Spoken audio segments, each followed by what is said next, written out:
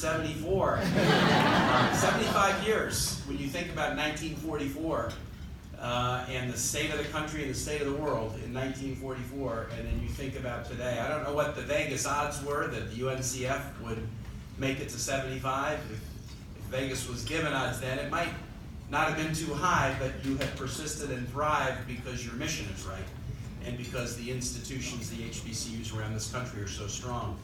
I'm a neighbor of an HBCU. I live closer to my nearest HBCU than that 1 mile from the Capitol to this hotel. Virginia Union is a neighbor of mine in the north side of Richmond. I've been a partner. As a mayor, I worked closely with Virginia Union and Virginia State nearby in programs for our metropolitan area. And then as governor, I worked with those institutions and with Hampton, Virginia State, Norfolk State, Virginia University of Lynchburg.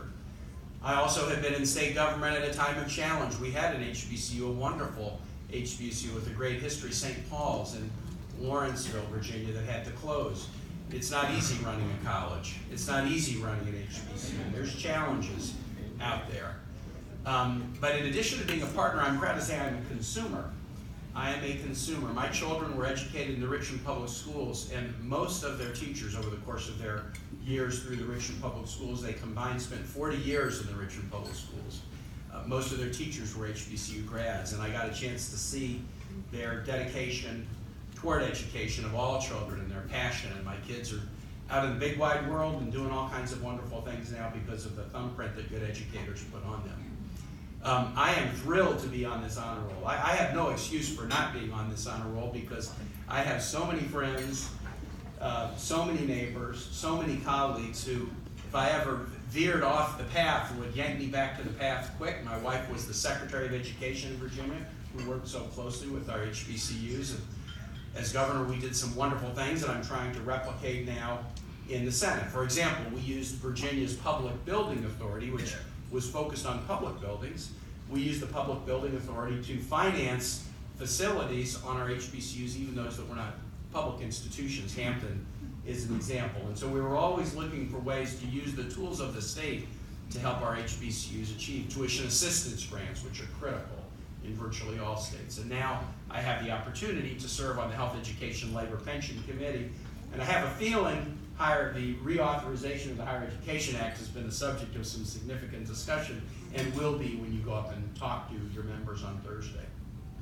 Let me just say, make an ask and offer an opportunity. So on the ask side, the Higher Education Act reauthorization is a spectacular opportunity, and we won't repeat it for a long time. Now, traditionally, if we do this, we would not do it for another 5 to 10 years, which means we have to do it right, and we have to do it not right for today, but we got to do it right to last. And we need to make sure, as we work on this, that the Higher Education Act reauthorization has robust programs to include HBCUs in everything we do and advance opportunities. Two that I'm working on that I care very, very deeply about are first making sure that HBCUs have access to capital funding for campus improvements. That's really important, and there's ways that Tim Scott, a bunch of us are working on an HBCU capital bill. And then second, because you do train so many of our teachers, and because kids need to see teachers in front of the classroom that look just like they do, I have a bill called the PREP Act that deals with the teacher preparation part of HEA, which is Title II of the Higher Education Act, and to really focus energy and attention on the role that HBCUs specifically play in training today and the future workforce that we're going to need in the classroom. So those are two things that are important to me as we do HBCU, and I know they're very, very important to my dear friend, who I love to now call chairman, the Education and Labor chairman on the House side, Bobby Scott, who feels as passionate about this as I do. So the opportunity is so powerful right now to help us get HEA right. An ask, it's another opportunity. This isn't just the 75th anniversary of UNCF, it's the 400th anniversary of the arrival of Africans into the English colonies. Brought ashore at Point Comfort, Virginia, which is now Fort Monroe, a mile or two from the Hampton main campus. Brought ashore as slaves, captured off a Portuguese slave ship, brought in involuntarily into Virginia, into a very questionable status. They were slaves because they had been captured involuntarily, but they landed on soil that at the time didn't have an institution of slavery. The Virginia General Assembly created the institution of slavery in the English colonies because it was okay for whites to be indentured servants, but it wasn't okay for African Americans to be indentured servants. So what happened over the course of about 2 decades in Virginia, our legislature did this, abolished the institution of indentured servitude, and white indentured servants became free, and also abolished the institution of indentured servants for African Americans, and they became slaves. We have a very painful history, and we're still living it. We're going through some pain right now, pain of racial insensitivity that we've got to think our way through and get better at. But I'm mindful of the role that your institutions can play in this year, this 400th year, of really being candid about the story and orienting us toward a better future. As I introduced a bill with Bobby Scott a couple years ago in Congress to create a 400th commission, a federal commission to help us think about what this 4 centuries means, this is what I told my colleagues. Congress had a federal commission that Congress passed to celebrate 400 years of the English at Jamestown because our English roots matter.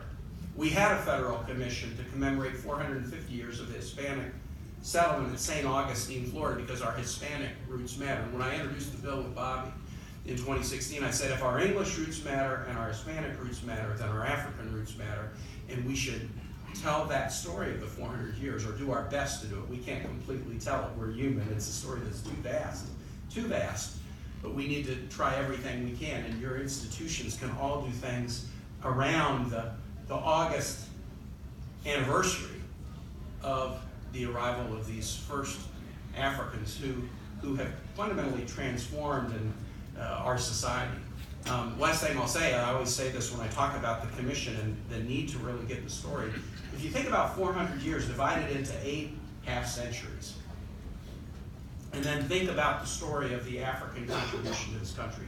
For the first 5/8, Africans were enslaved. For the first 5/8 of this history, Africans were enslaved, and even those free, even those born free, even those born to free black parents were ruled by the Dred Scott decision to not be citizens of the United States. So 5/8 of our history of these 400 years has been slavery and legally mandated non-citizenship. 2/8, the next 100 years after the Civil War, there was no slavery. 13th, 14th, 15th Amendment, no slavery. And yet there was legally mandated, legally accepted second-class status in education, in criminal justice, in housing, in public accommodations for the next 100 years. And it was only with the passage of the Civil Rights Acts in the 1960s that for the last 1/8 of this 400 years, African Americans have been legally, not necessarily socially, not necessarily economically, but legally treated as equal citizens in this country. When people wonder why we still have legacies of racism and slavery, or why insensitivities like blackface photos and things like that pop up, or why you could get a video just about every day of somebody treating an African American person who's just walking on the street or having a picnic or shopping in a store in such an insensitive way, we have to grapple with the fact that 5/8 of our history, Africans in this country were held in slavery and determined to be not citizens, and then for the next 2/8 of our history, they were legally mandated as second-class citizens. So we have a long, long way to go. The institutions that you represent, better than anyone, can help us tell the story in a way that will orient us toward a better future. Faulkner once said that history is the effort to create a usable past. If it's just about the past, it would be of interest to historians, but we ought to create a usable past that we can use for a better future, and your institutions do that every day. Thanks so much. It's great to be here.